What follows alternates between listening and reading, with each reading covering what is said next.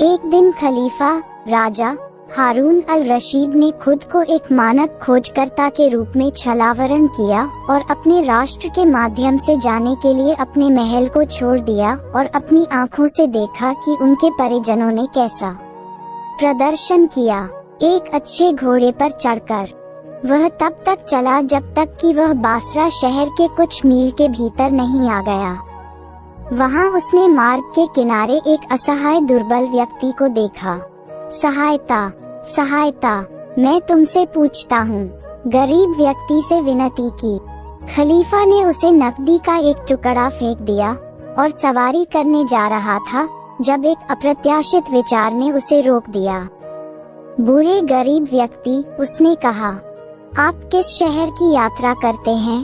बसोरा शहर के लिए कमजोर आदमी को संबोधित किया।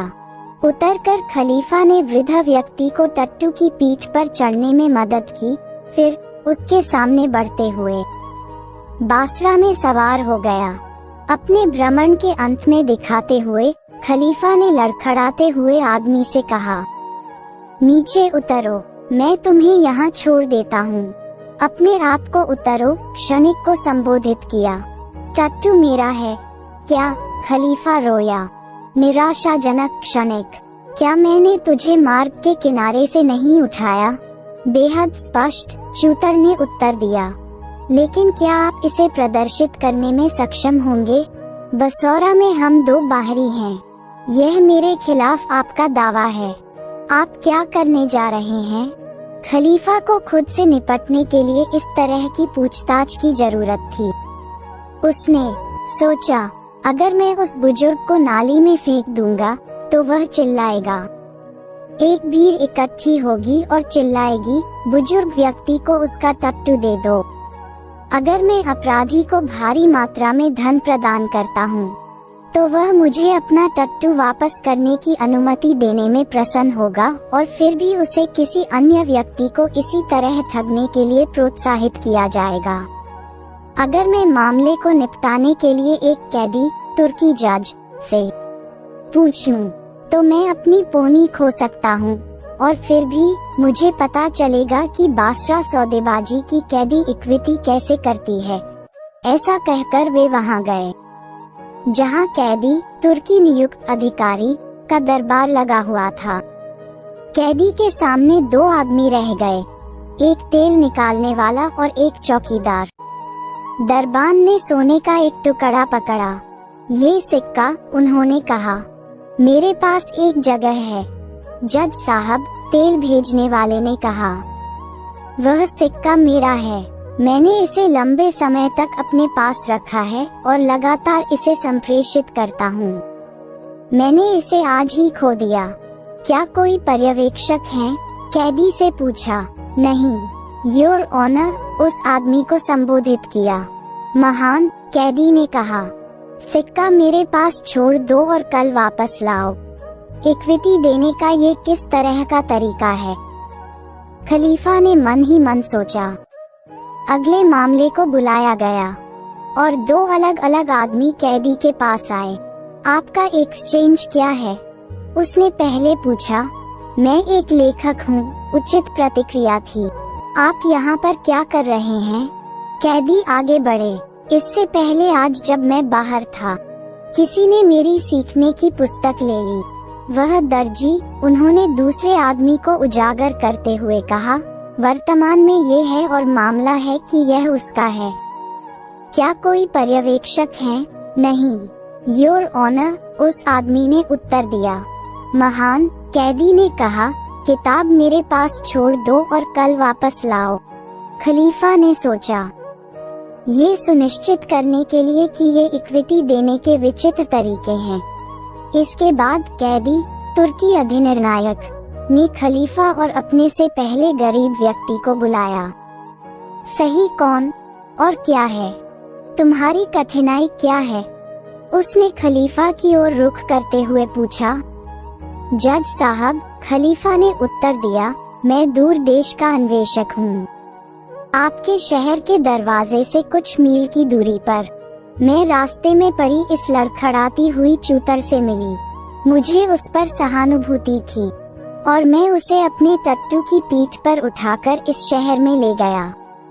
वह मेरे परोपकार की प्रतिपूर्ति सबसे कम कृतज्ञता के साथ करता है। वह गारंटी देता है कि मेरा टट्टू उसका अपना है। कैदी फिर क्षणिक के पास गया। इस उपस्थित व्यक्ति के आरोप के जवाब में आपको क्या कहना है?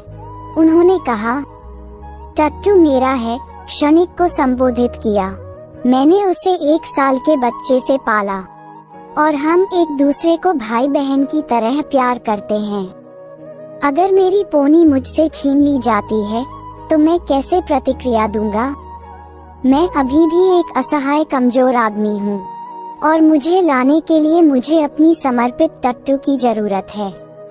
यहाँ वृद्ध गरीब व्यक्ति ने अधिनिर्णायक की अनुकंपा प्राप्त करने के लिए सिसकने का दावा किया। वाह, खलीफा ने मन ही मन सोचा, कैदी कैसे चुनने जा रहा है? पुराना नकली लगभग मुझे विश्वास दिलाता है कि मैंने अपना टट्टू ले लिया है।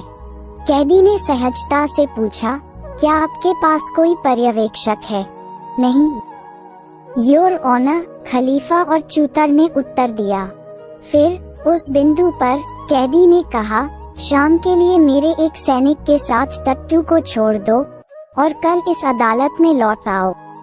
अगली सुबह खलीफा सही समय पर अदालत में दिखा, क्योंकि वह ये सुनने के लिए उत्सुक था कि कैदी हर एक मामले को कैसे चुनेगा।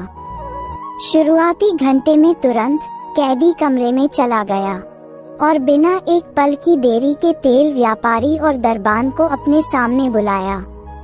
तेल वाले का सोना भाग देते हुए उसने कहा, ये रहा तुम्हारा सोने का टुकड़ा, इसे ले लो और वापस ले लो। फिर उसी वक्त चौकीदार के पास गया, जो तुम्हारे पास नहीं था। उसे तुमने अपने पास रखने की कोशिश की है और तुमने झूठ बोला है, उसने कठोर स्वर में कहा।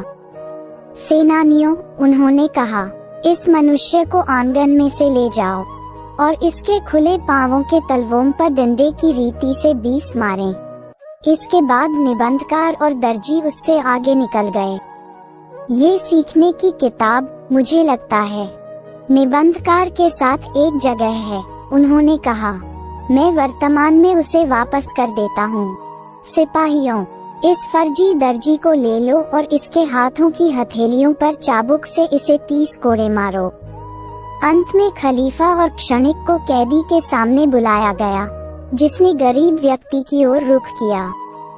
आपने बिना सोचे समझे अनुग्रह की प्रतिपूर्ति क्यों की है? क्या आपको इस बात का एहसास नहीं है कि कृतघ्न मनुष्य ग्रह पर सबसे निराश बदमाश है? चूंकि तुम लड़खड़ा रहे हो, इसलिए मैं तुम्हें नहीं पीटूंगा, लेकिन मैं तुम्हें तब तक जेल में रखूंगा जब तक तुम अपने चतुर तरीकों के लिए माफी नहीं मांगते। महान खोजकर्ता, टट्टू तुम्हारा है, इसे ले लो और अपना रास्ता आगे बढ़ाओ। आपकी कृपा बाद में बेहतर रूप से पुरस्कृत हो सकती है। खलीफा ने नियुक्त अधिकारी को धन्यवाद कहा और कमरे के पिछले हिस्से में गया। वहां वह रुका जब तक कि कैदी को छोड़कर सब कुछ अदालत से बाहर नहीं निकल गया। फिर उस बिंदु पर वह उसकी ओर बढ़ा और कहा, आदरणीय न्यायाधीश, मैं आपकी अंतर्दृष्टि का बहुत सम्मान करता हूँ। संदेह आप उत्तेजित हैं। आप इस तरह के ईमानदार निर्णय किस अन्य माध्यम से दे सकते हैं? किसी भी तरह से कोई प्रेरणा नहीं, कैदी, तुर्की न्यायाधीश ने उत्तर दिया। ये सभी मामले असाधारण रूप से सीधे हैं। क्या तुमने तेल के व्यापारी को ये कहते नहीं सुना कि उसने सोने के उस टुकड़े को लंबे समय तक पहुंचाया था? पिछली शाम मैंने सिक्के को एक गिलास साफ पानी में फेंक दिया। आज मैंने छोटी छोटी बूंदों से ढकी पानी की बाहरी परत का पता लगाया। मैं तब उस बिंदु पर निश्चित रूप से जानता था कि सिक्का तेल व्यापारी के पास था। महान खलीफा ने कहा, फिर भी मुझे बताएं कि आप कैसे जानते हैं कि सीखने की पुस्तक किसके लिए स्थान रखती है? उस मामले को सुलझाना उतना ही आसान था, कैदी, तुर्की अधिनिर्णायक ने प्रतिक्रिया व्यक्त की। पुस्तक का निरीक्षण करने पर मुझे पता चला कि सबसे अधिक उपयोग किए जाने वाले पृष्ठ वे थे जिन पर निबंधकारों और शोधकर्ताओं के दायित्वों को प्रस्तुत किया गया था।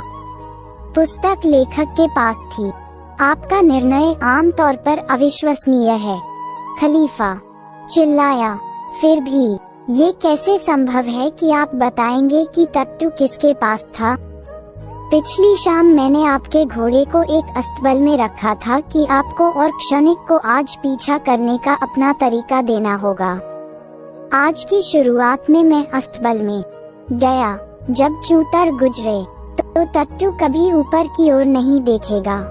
फिर भी जब आप दरवाजे से गुजरे तो उसने अपना सिर ढीला कर दिया और टट्टू के रूप में हिनहिनाया, जब एक पसंदीदा पेशेवर तकनीक होती है। इस तरह पुराने दोस्त। मामला बहुत बुनियादी था। बुनियादी? खलीफा रोया। आपकी अंतर्दृष्टि अद्वितीय है। मैं खलीफा हारून अल रशीद हूँ। मुझे अपनी राजधानी में बस आप जैसा आदमी चाहिए। फेयर जज। मैं वर्तमान में आपको ग्रैंड कैडी, तुर्की जज बनाता हूँ। तो दोस्तों, वीडियो लगे तो लाइक करो और सब्सक्राइब करो हमारे चैनल नेशनल टीवी नंबर 1 को। धन्यवाद।